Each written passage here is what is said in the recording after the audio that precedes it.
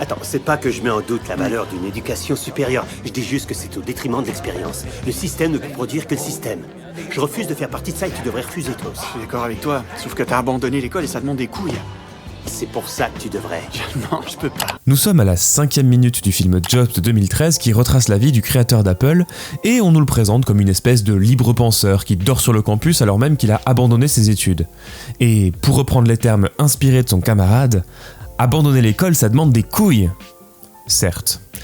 Steve Jobs est loin d'être le seul millionnaire de la Silicon Valley à avoir abandonné ses études. C'est même le propre de l'industrie numérique de faire de la méritocratie et de la compétence des valeurs centrales de la réussite, au point qu'on utilise souvent le terme génie pour qualifier ces innovateurs. Dans ce contexte, la figure du drop-out, c'est-à-dire de l'étudiant décrocheur, devient la nouvelle incarnation de l'American Dream servant à prouver la supériorité de l'intelligence, de l'ingéniosité et du talent sur le diplôme, l'expérience et les certifications. Parmi les drop-outs célèbres, vous saviez probablement que Steve Jobs et Mark Zuckerberg avaient abandonné leurs études. Et vous avez probablement entendu parler de Bill Gates, Elon Musk, Michael Dell, ou encore du créateur de Napster, Sean Parker, de l'inventeur de Twitter, Jack Dorsey, ou du cofondateur de WordPress, Matthew Mullenweg. Et quand on voit tous ces milliardaires alignés les uns à côté des autres, on en vient à se demander, est-ce que ça sert vraiment à quelque chose de faire des études ? Ne vaut-il pas mieux juste louer un garage et commencer directement à aligner des transistors plutôt que d'assister à des cours barbants avec des professeurs qui ne réalisent pas la portée de votre génie. Je vous rassure, monsieur Zuckerberg, de plus brillants élèves que vous ont essayé et ont raté cette matière. Un bit validé, un bit modifié, un bit de référence et 5 bits d'autorisation. Et c'est exact. Dans ce nouvel épisode de Sociologeek, on va regarder d'un peu plus près qui sont ces fameux drop-out des nouvelles technologies. Mais avant ça, cette vidéo fait en réalité partie d'un diptyque. J'ai réalisé un épisode qui sort au même moment pour la chaîne Avide de recherche, dans lequel je discute d'un article des sociologues Olivier Alexandre et Samuel Coivou sur les influenceurs de la Silicon Valley. Et les deux vidéos seront assez complémentaires. Hello, je suis le Boris du montage, je vous fais une toute petite pause pour vous préciser que cette vidéo de Sociologeek aurait normalement dû sortir au mois de novembre. Du coup, l'épisode d'Avide de recherche dont je vous parle est en fait déjà disponible depuis 3 mois. Vous êtes peut-être déjà tombé dessus si vous êtes abonné à la chaîne Avide de recherche, et je m'excuse du coup pour cet épisode qui sort un peu en décalé, mais ça vous empêche pas quand même d'aller visionner les 2 épisodes. Et j'en profite pour vous faire une petite preview si vous ne l'avez pas vu passer. Mais la Silicon Valley est très vite devenue un endroit un peu mythique, une sorte de fenêtre ouverte sur l'American Dream, avec des startups comme Hewlett-Packard qui commencent dans un garage en 1939 pour devenir l'une des 40 plus grandes multinationales. Ce garage est même aujourd'hui devenu un musée qu'on peut visiter et qui entretient le mythe qu'on va retrouver avec le garage d'Apple et celui de Google. Il se trouve que j'ai aussi pu rencontrer ces deux chercheurs lors du dernier congrès de l'Association française de sociologie et qu'on est revenu sur un certain nombre de points qui vont nous intéresser ici. Ceci étant dit, allons-y.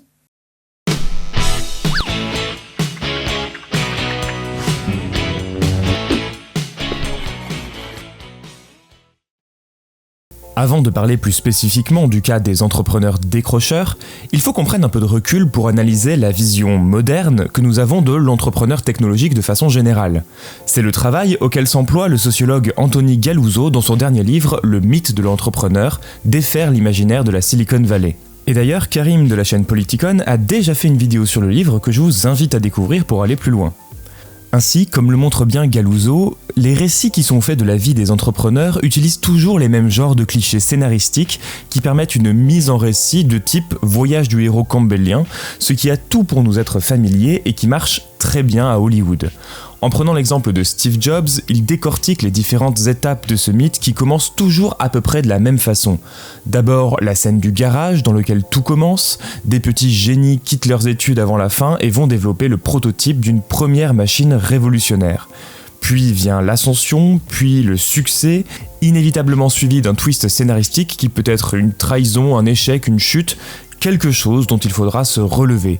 Puis vient une traversée du désert et à nouveau un parcours initiatique et un éclair créateur qui fait réapparaître le génie dans la pleine lumière. Et après, spécifiquement pour Steve Jobs, on a aussi une fin prématurée qui permet d'entériner la légende. Galuzzo n'a donc pas tort quand il parle d'un mythe de l'entrepreneur, car on a bien affaire à une mise en récit figée qui fournit un narratif clé en main et qui permet de cadrer la façon de voir certaines figures comme des génies, en particulier dans le monde des nouvelles technologies. Moi, j'étais dans mon putain de garage avec Wozniak à inventer l'avenir, parce que l'artiste ouvre la voie alors que le tâcheron cherche l'approbation. D'ailleurs, un point central dans ces récits, c'est bien de montrer que ces génies ne sont pas parfaits. Sur le plan humain, ils peuvent être montrés comme froids, distants, cruels même parfois. Je ne cherche pas à ce qu'on me déteste. J'ai une profonde indifférence à ce qu'on me déteste. Mais cela n'écorne généralement pas leur légende, car ces comportements sont généralement vus comme des pendants du génie créatif. Listen, Steve. You're good. You're damn good. But you're an asshole. Là, on est vraiment en fait à la rencontre entre plusieurs imaginaires et on va comprendre que cette célébration de l'entrepreneur ténébreux, c'est-à-dire violent parce qu'il est possédé par une violence créatrice, et en fait toutes ces idées, ces représentations du talent, de la créativité, en fait on les hérite d'une tradition littéraire qui est la tradition romantique. C'est des idées qui sont très présentes en fait dans le courant romantique depuis le 19e siècle, et il y a tout un ensemble de sources idéologiques à ce mythe de l'entrepreneur. Il a pioché à tout un ensemble d'influences politiques, culturelles, littéraires, religieuses. Et c'est un des héritages, c'est cette idée d'un entrepreneur en fait, qui a une capacité foudroyante à créer de la valeur, qui est une espèce effectivement comme ça de demi-dieu, et en fait qui est torturé par sa vision. Et c'est quelque chose de très individualiste, individualisant. C'est-à-dire comme si la création, c'était quelque chose qui s'expliquait par une espèce d'unicité, par une espèce d'atome comme ça flottant dans le vide, et qui était vraiment tout rempli et qui exprimait une espèce de don céleste comme ça. Et de fait, ce mythe de l'entrepreneur génial fonctionne toujours aussi bien quand c'est pour faire le récit d'une chute aux enfers. C'est ce que nous a donné à voir le cas d'Elizabeth Holmes, la PDG du groupe Theranos, présentée comme la nouvelle génie de la Silicon Valley, avec sa technologie révolutionnaire pouvant réaliser plus de 1000 analyses en quelques heures à partir d'une seule goutte de sang.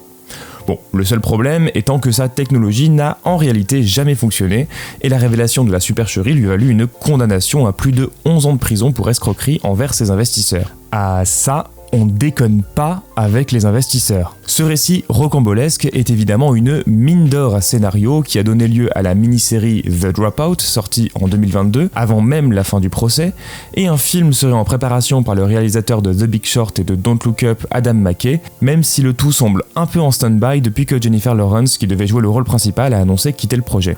Bref. Dans tous les cas, on retrouve toutes les étapes du mythe de l'entrepreneur. Une petite fille avec une volonté d'acier qui rentre à la prestigieuse université technologique de Stanford et qui parvient à se faire remarquer grâce à son intelligence dès sa première année. Putain, t'es une première année ? Restez. Et en plus, elle cite du maître Yoda. Fais-le ou ne le fais pas. Il n'y a pas d'essai. Et de Yoda dans la guerre des étoiles.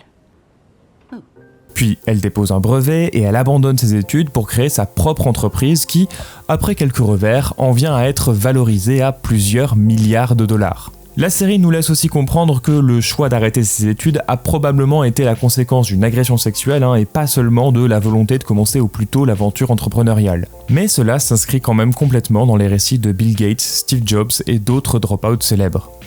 De fait, le schéma utilisé pour cadrer la vie d'Elizabeth Holmes est exactement le même que ces autres grands entrepreneurs, à ceci près que l'issue est une chute et non pas une consécration.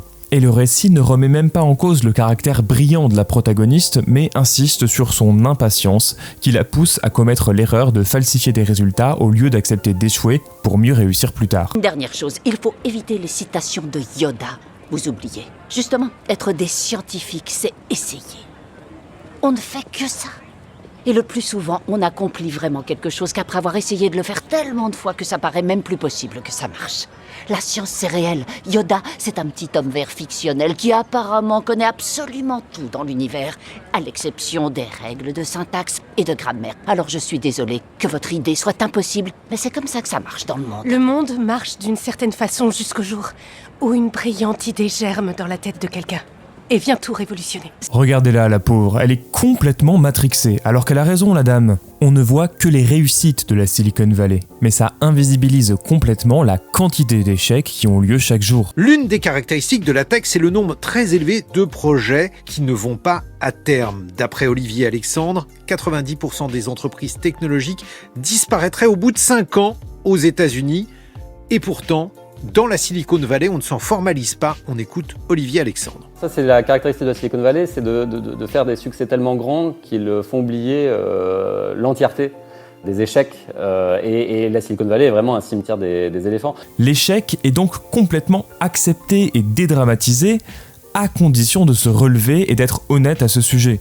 C'est là où la chute d'Elizabeth Holmes ou celle encore plus récente de Sam Bankman-Fried de la plateforme FTX jouent comme des forces de rappel de la norme du milieu, car ils sont arrêtés non pas pour avoir échoué, mais pour avoir menti et fraudé. Et là-dessus, la série The Dropout nous montre une Elizabeth Holmes qui refuse l'échec au point de passer du côté obscur de la force, en partie parce qu'elle a été biberonnée au mythe de l'entrepreneur dropout génial qui réussit tout du premier coup à un très jeune âge. On peut parler d'une certaine performativité du mythe, même si pour la grande majorité des personnes sur lesquelles il infuse, cela se traduira simplement par un échec. Mais justement, c'est le moment de regarder un peu au microscope cette figure du dropout. Tous ces dropouts sont maintenant milliardaires ou au minimum millionnaires. Et encore, je n'ai mis là que des exemples qui ont fait fortune dans les nouvelles technologies. On pourrait sinon rajouter le milliardaire excentrique Richard Branson qui quitte l'école à 15 ans pour fonder un magazine indépendant, notre Martin Bouygues national qui a tout juste le bac. Mais bon, peut-être que quand on hérite de l'entreprise de papa, on peut dire que c'est quand même triché. Donc on va plutôt prendre l'exemple de Xavier Niel qui commence à développer le Minitel Rose quand il est encore lycéen et qui quittera sa classe prépa en cours de route pour se lancer à plein temps dans son entreprise. Il cultivera d'ailleurs aussi cette image en lançant l'école d'informatique 42 qui se veut une école de la deuxième chance et de la reconversion pour les gens motivés. Bref, la liste peut encore s'allonger et on comprend en quoi ils peuvent générer une forme de fascination. Parce qu'après tout, s'il suffit d'être motivé et travailleur pour devenir millionnaire et qu'on n'a même pas besoin d'un diplôme pour y arriver, pourquoi pas moi ? What about me? Déjà, quand on regarde ces listes d'entrepreneurs célèbres pour avoir arrêté l'école avant la fin, on les met tous sous la même appellation de dropout, mais ça cache en fait des situations assez différentes les unes des autres. Évidemment, Bill Gates, Elizabeth Holmes ou Steve Jobs sont de vrais dropouts. Et je dis ça parce qu'ils abandonnent leurs études lors de leur deuxième année. Mais Elon Musk, par exemple, il a quitté ses études alors qu'il venait de commencer un doctorat à Stanford. Est-ce qu'on peut vraiment parler de dropout ? Ensuite, il y a un autre élément à prendre en compte, c'est d'où est-ce qu'on s'en va ? Vous imaginez bien que si, comme Bill Gates et Mark Zuckerberg, vous êtes des dropouts de Harvard, ça ne renvoie pas tout à fait la même image que si vous avez quitté le petit community college de votre ville. Can we stop walking in slow-mo now? 20 more yards. You guys are walking in slow-mo? Et le fait est que quand on regarde d'un peu plus près, la Silicon Valley recrute massivement dans les universités les plus prestigieuses, comme la Ivy League que forment les 8 universités réputées de la côte Est, ou bien de l'autre côté Berkeley ou Stanford, dont le campus est littéralement au milieu de la Silicon Valley. Bien souvent, le fait même de venir de ces universités suffit à faire le tri, qu'on ait effectivement fini son cursus ou non. Comme s'en amusent d'ailleurs Gates et Zuckerberg, qui ont tous les deux été invités à faire un discours d'inauguration à la remise de diplôme de Harvard. They know we didn't actually graduate, right? Oh, that is the best part. They actually give you a degree. You don't even have to go to class? No, you just put that degree on your resume and it looks great. Et finalement, il y a une question primordiale que doit nécessairement se poser tout sociologue.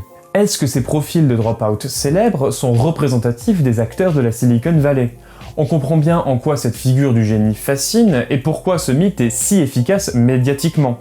Mais a-t-il seulement un petit peu de substance ?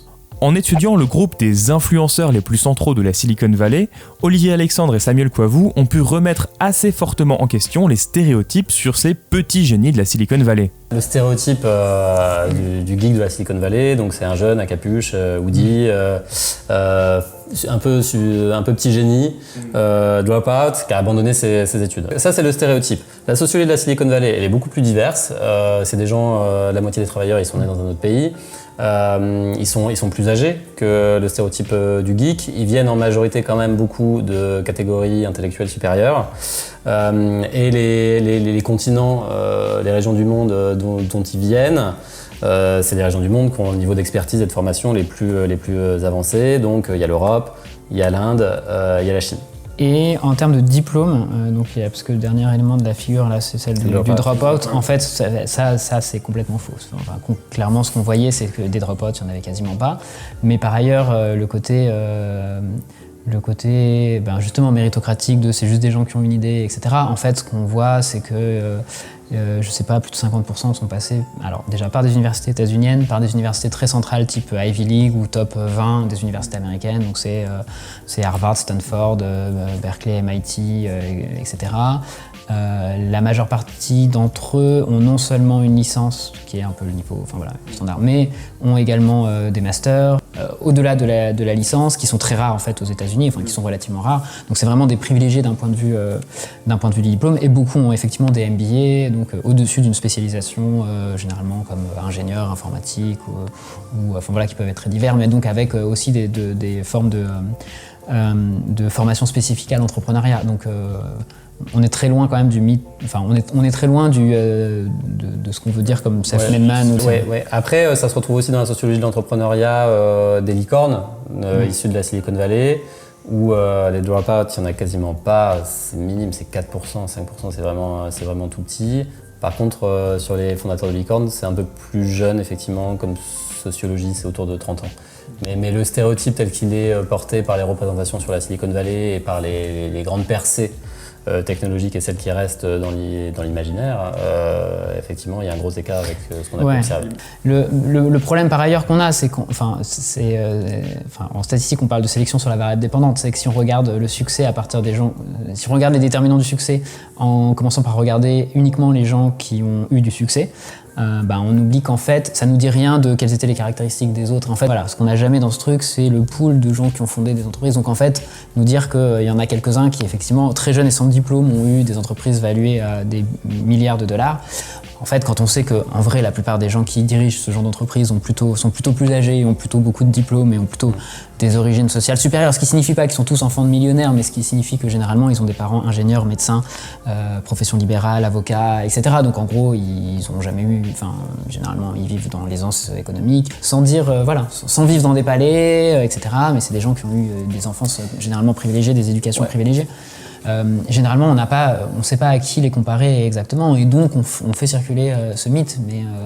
Ce que nous dit là Samuel Coivou est particulièrement intéressant. Donc, lui, c'est normal, il utilise un langage de sociologue et il nous parle de sélection sur la variable dépendante. Mais c'est quelque chose qu'on appelle aussi parfois le biais du survivant. L'exemple le plus connu pour illustrer ce biais est l'histoire du statisticien Abraham Wald. Pendant la Seconde Guerre mondiale, il voyait revenir tant bien que mal les avions criblés de balles, et contre toute attente, il conseilla alors de blinder les appareils, non pas là où les balles avaient frappé, mais au contraire aux endroits qui étaient restés intacts. De fait, puisque ces avions-là avaient pu revenir, cela montrait donc que ces impacts-là n'empêchaient pas leur fonctionnement. En revanche, les avions qui avaient été frappés aux autres endroits, eux, n'étaient pas revenus. Et c'était cette information-là qui était primordiale. L'idée importante est donc qu'il ne fallait pas se baser uniquement sur les avions qui avaient réussi à revenir, mais prendre également en compte ceux qui n'avaient pas survécu. Et il en va de même quand on essaie de mesurer les variables du succès. Se baser uniquement sur les survivants, c'est-à-dire sur les quelques drop-out qui ont réussi, ça nous fait complètement oublier les dizaines de drop-out qui n'ont pas réussi, et surtout ça invisibilise le fait que la plupart des gens qui réussissent sont au contraire beaucoup plus diplômés que la moyenne. Du coup, non, la Silicon Valley n'est pas une terre extraordinaire où tout est possible, et on comprend pourtant pourquoi elle peut donner cette image. Olivier Alexandre, qui y a fait un terrain ethnographique approfondi, explique d'ailleurs comment le sociologue doit se défaire de cette vision enchantée pour pouvoir objectiver ce monde difficilement accessible. En fait, je pense que je suis passé un peu par les mêmes phases que tout entrepreneur ou entrepreneuse qui arrive là-bas. La première phase, c'est celle de fascination, parce que de fait, on peut croiser des personnes et des personnalités extrêmement connues ou richissimes. Et moi-même, j'ai failli me faire renverser un soir dans une rue déserte par Peter Thiel. La deuxième phase, c'est plutôt une phase de désenchantement ou de désillusion, parce qu'on s'aperçoit qu'en fait c'est extrêmement compliqué, qu'il y a des codes qui sont très serrés et qu'on peut pas y échapper, et qu'en plus on a affaire à quand même un univers extrêmement hiérarchisé, quoi qu'ils en disent. Et puis la troisième phase, qui est une phase de réalisme, où il s'agit là de se dire ok, je suis là, je suis loin, j'ai pas les mêmes ressources que tout le monde, mais je vais quand même essayer d'en faire quelque chose, et en l'occurrence c'est ce que j'ai essayé de faire. De fait, cette fausse proximité avec les ultra riches, qu'on voit aussi très bien dans la série Silicon Valley, peut donner une illusion de facilité et d'accessibilité. Okay, there's $40 billion of net worth walking around this party, and you guys are standing around drinking shrimp and talking about what cum tastes like. Personnellement, j'ai vécu plusieurs années à Paris et je n'ai jamais failli me faire renverser en voiture par Xavier Niel ou par Bernard Arnault. Mais tout paraît à portée de main à la Silicon Valley. Pourtant, il ne faut pas oublier qu'on est loin d'avoir affaire à des individus ordinaires. S'ils ne viennent pas tous d'un milieu très favorisé, ils partagent en général la caractéristique d'avoir au moins un minimum de ressources, et en particulier d'avoir eu accès très tôt à des ordinateurs. Et c'est précisément ce qui leur a permis de construire une familiarité avec la technologie et de développer des avantages comparatifs inégalables. C'est par exemple le cas de Bill Gates, qui commence à se familiariser avec un ordinateur dès l'âge de 13 ans, parce qu'il a la chance que dans son lycée, on loue l'un des premiers PDP-10, un ordinateur à carte perforée qui ne rentrerait même pas dans ton salon, et sur lequel il apprend à coder dès 1968. Soit pile l'année de la sortie de 2001 l'Odyssée de l'espace et de HAL l'ordinateur tueur, mais c'est probablement une coïncidence. Tout ça pour dire que si on cherche la meilleure variable capable d'expliquer le succès de Bill Gates, celle-ci ne serait probablement pas le fait qu'il ait abandonné ses études. Cet épisode de Sociologie est maintenant terminé, j'espère qu'il vous aura plu. N'oubliez pas d'aller voir l'épisode complémentaire qui sort en parallèle sur la chaîne Avide de recherche. N'hésitez pas à commenter, liker, partager la vidéo sur les réseaux sociaux. Abonnez-vous à la chaîne Sociologique si c'est pas déjà fait, c'est gratuit et moi ça me fait plaisir. Encore un grand merci à Olivier Alexandre et Samuel Coivou pour le temps qu'ils m'ont accordé en entretien et en relecture. Je vous signale au passage que Olivier Alexandre a écrit un livre à partir de son terrain, ça s'appelle La Tech quand la Silicon Valley refait le monde, c'est paru cette année au Seuil, et si vous avez encore des questions sur le sujet, je pense que vous trouverez la réponse à l'intérieur. Moi je vous fais des gros bisous et je vous dis à très vite pour une prochaine vidéo. Ciao!